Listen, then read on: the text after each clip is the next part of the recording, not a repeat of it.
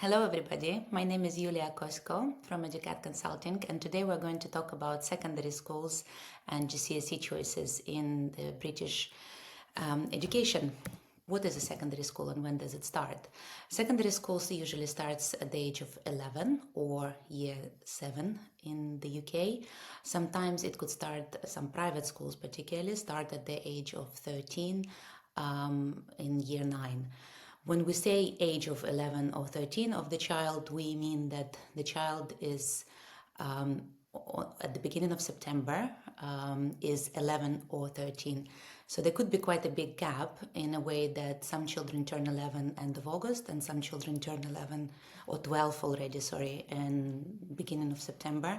But when they start the school year, they have to be full 11 years of age or 13 years of age for year 9. This is just a visual table for you to have a look at how British education looks like. So the second kind of section in the middle where it says secondary schools, that's the typical secondary school years from year 7 to year 11, inclusive.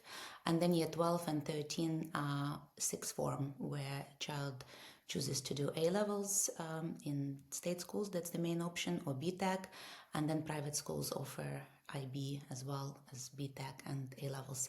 And there's another video about sixth form on our channel, so please have a look at it later if it's appropriate for your age. So when do we start entering the school? If it's a state school, then after finishing primary school in the UK or moving from abroad, you find a place to live in, or obviously your residential house if you're here, and you apply to the borough in London or in other towns in the UK, where then you choose the schools that you like, and the borough decides by catchment area which secondary school you go to. All that is done in year 6, in the last year of primary school. For private schools, there are two options. You can either enter them for 11 plus or 13 plus. Now, 11 plus is more typical these days. Some private traditional boys' schools still operate from year 9, like Eton College, Harrow, and other schools, boarding, and some days as well. And you also start the process in year 6. You start preparing before, if needed, but the actual application is done at the beginning of year 6, where you register to the schools of your choice. Catchment area doesn't play a role in private education, and then your child will have to sit exams in year 6 for both 11 plus and 13 plus entry. There is a bit of confusion with 13 plus, obviously, because why would you want to sit exams in year 6 when you're only starting secondary school in year 9? But fortunately or unfortunately, that's still the system, and if you are in it, that's how you do it. If you come from abroad, then some schools that start in year 9, they have late entry applications, so we can help you navigate those, or obviously you can find them online as well. So in year 6, children sit exams. First stage quite often is an online exam called ISEB or Common Entry. We also have separate video about 11 plus and 13 plus applications, so please find them on our channel. And then there are individual entry exams to each school, almost each school separately. Towards Christmas of year 6, sometimes in January of year 6, and most schools then invite children to the interview as the last stage after the exams were successful. Some schools interview children regardless of the outcome of the exams, and then they look at the overall performance before deciding whether to give a place to a child or not. There are pros and cons in 11 plus and 13 plus applications. You can see them on the screen. Another kind of combi option that you could go for is if your school finishes at the end of year 6 and you want to go to a school that starts in year 9, you can then place your child in a prep school which lasts till year 9 inclusive, but they will just attend the last 2 years basically of that school. It's quite often used as option for children who are maybe not quite ready to start a big school yet, who need more time to study, for the late application for year 9, or to gain the confidence of being the eldest in the school rather than the youngest in a very big school.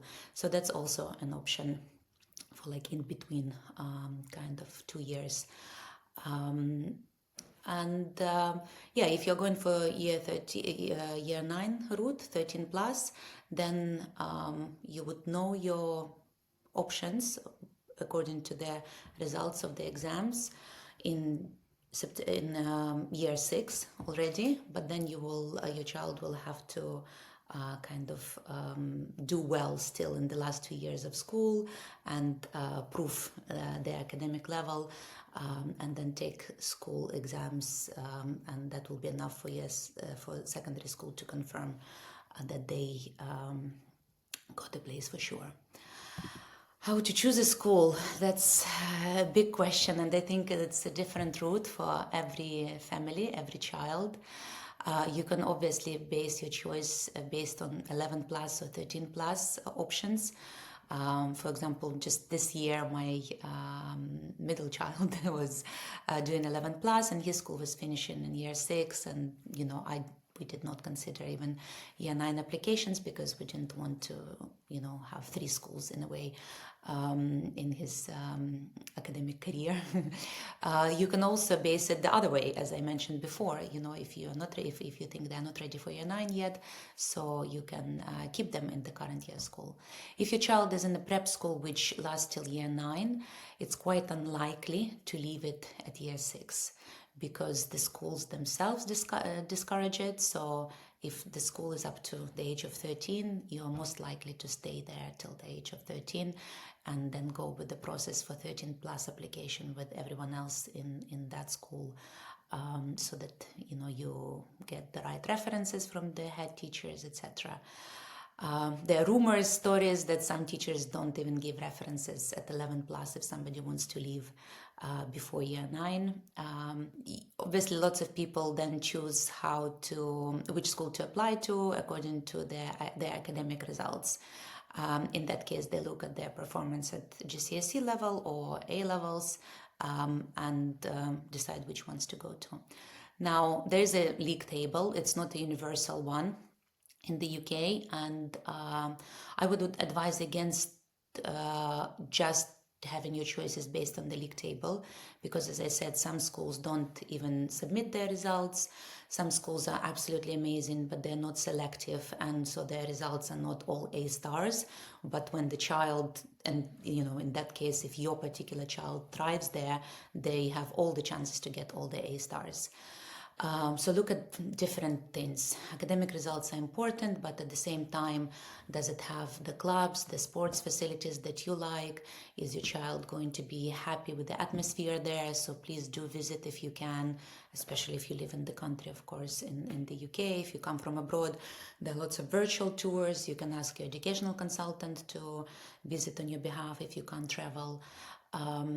Then you could also obviously apply to a few schools, because with some it's very competitive, and sometimes there are 10, 15 places, 15 students per place. So don't put all your eggs in one basket, so to say. There has to be a few schools, but also don't overwhelm your child with applications to 7 schools, because as I said, a lot of them would have separate exams and separate interviews, and it just could be a bit too much. It's always a good choice to maybe go for, kind of like top choice, then middle choice, and the guaranteed choice as well. So you have to have a backup so you don't feel disappointed. At the end of the day, as I said, it's where the child is particularly happy is where they would succeed. Pastoral care is something to have a look at as well, particularly if you have children with neurodiversity. If you have a statement, it's important to submit it to the school, and sometimes they give extra time for entry exams if it's something that the educational psychologist advises. And then, of course, overall reputation of the school, and you can read forums, you can speak to parents, you can speak to professionals, because that will also give you a very good idea of the school. Then whether it's religious or not, does it matter to you? There are lots of religious schools in the UK, but they are not the schools that would force your child to pick up the religion. You don't have to be a Christian to go to a Church of England school, and there are lots of other religions, Muslims, etc., in Catholic schools. I think that's probably the main criterias. And the application timeline looks roughly like this. So in May of year 5, even like spring of year 5, you might start visiting some schools for open days. Don't start too early so that the pressure doesn't build up. If you are in the UK, it might be a good idea to visit without the child first, and then, if you want to see 10 schools and then show them 5 or 4, the ones that you particularly like, then you think where they would thrive, instead of just taking them everywhere. Most of the open days are in the season of open days, which is like spring and autumn. They're on Saturdays, so you won't be missing school. Some of them are during school time, so keep that in mind as well. October, September is where you kind of have to finalize your list. Private schools are quite good with helping choosing the final list of schools. They would guide you through it. If your child is in a private prep school. But at the same time, I would recommend that you don't just go with the school that the head teacher offers to your child, because, for many reasons, but basically try to, kind of be a bit more creative as well. And if you really like a school and it wasn't recommended by your head teacher, I suggest you give it a go as well. Then preparation for exams can obviously start as soon as you want it. Don't go too much into it, I think, too early, because again, the pressure builds up, child gets stressed. But most of the schools will tell you that they don't want children to prepare for exams, which is probably true.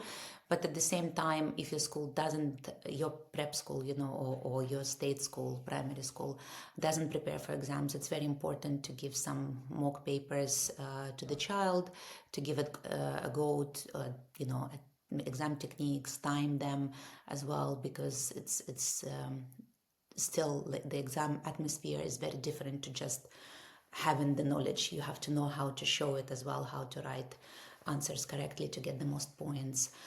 Simple example with maths: if you don't write centimeters or unit of measure, you might lose a point even though your answer is right. So little things like that, comprehension and answers and essay, obviously there are some expectations that your child have to be familiar with, not just show their content in a kind of creative way. And then, you can see basically, we have already discussed that the entrance exams and offers are given around February time, around half term, just before the half term, and then the acceptance is around early March. So you're probably given 2-3 weeks to decide. You would probably, by that time, you would probably know what your first choice is, but you still have a few weeks to decide. And lots of schools would then invite children to a day which is called Offer Holders Day, where they would try to kind of, give them cookies and do some lovely activities in school to convince you to join their school, particularly because they know that many children will have offers from a few schools. So just to recap, that's the secondary school. The year 7, 8, 9 is kind of like a general school. And then year 10, 11 is where GCSE starts. GCSE is General Certificate of Secondary Education. That's a program that runs for 2 years. That's where compulsory education is over at the end of year 11. So children enter GCSE in year 10. Some private schools start GCSE curriculum at the end of year 9 as well. Between year 10 and 11, it's very hard to move school or come from abroad and enter school because the program has started. So the schools are very, protective of the, sorry,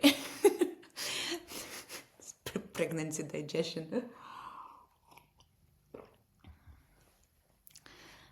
It's very hard to enter a new school or move from abroad and enter to a new school or within the country between year 10 and 11 because GCSE program has started at year 10 and schools are quite protective of preparing their children for good results. But you can still try, of course. There are options. And then year 10 is 3 terms of studying for GCSEs. Year 11 is usually one first term is studying for GCSEs, second term is mock exams, and the last term is dedicated to exams themselves. They have a few exams in each subject, so it's quite intense, but also a great period because obviously they all feel grown up and ready for sixth form and just need to prove everything they have been learning in the last 2 years. And with GCSE, as I said, you study year 10, 11. Typically, children are between the age of 14 and 16. Again, entering GCSE in September when you turn full 14 years. There are minimum 5 subjects that the government requires children to take. English and math are compulsory for university entry, for anything you want to do later on.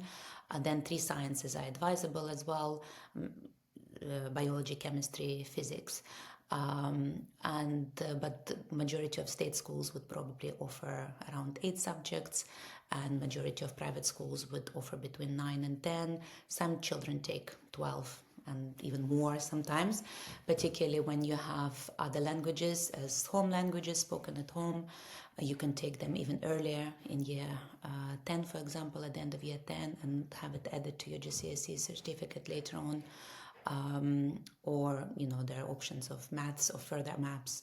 There are options of maths and further maths where also obviously adds the numbers of subjects to your certificate. And then the end of year 11 is now is the period when we're recording this video around May, is when all the exams tend to take place. Now, you have some choice in choosing GCSEs, so some subjects will be compulsory at your school. Math, English for sure, usually 3 sciences, sometimes 2 sciences.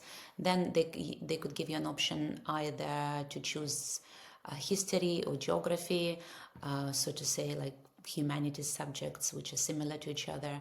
Sometimes you can go for both, obviously. Then some schools will have 1 foreign language compulsory, some will have 2. Then there's creative subjects as DT and art and even PE or music that you can take as well. So it depends. I would suggest that you kind of start with personal interest of the child, where they are good, which subjects they enjoy, and where they will you think they will succeed. Future career educational goals is something to consider as well, because if you haven't taken French, for example, at GCSE, you won't be allowed to take it at A levels. So there are a few subjects that if they're offered at GCSEs, you can't take them at A levels. So you have to, think about them earlier if that's the subject you want your career to be connected to. Then check the syllables as well.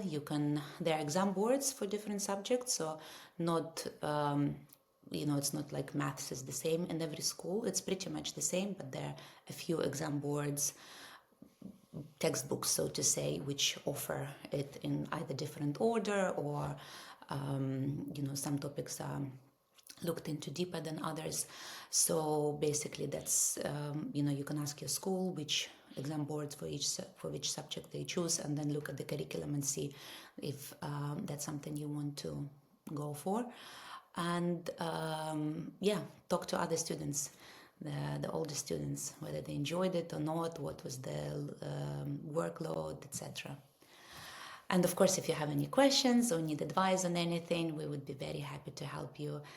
So please get in touch and we can offer you a consultation or a full service where we would find the school and work with you all the way through. Thank you for listening. Bye-bye.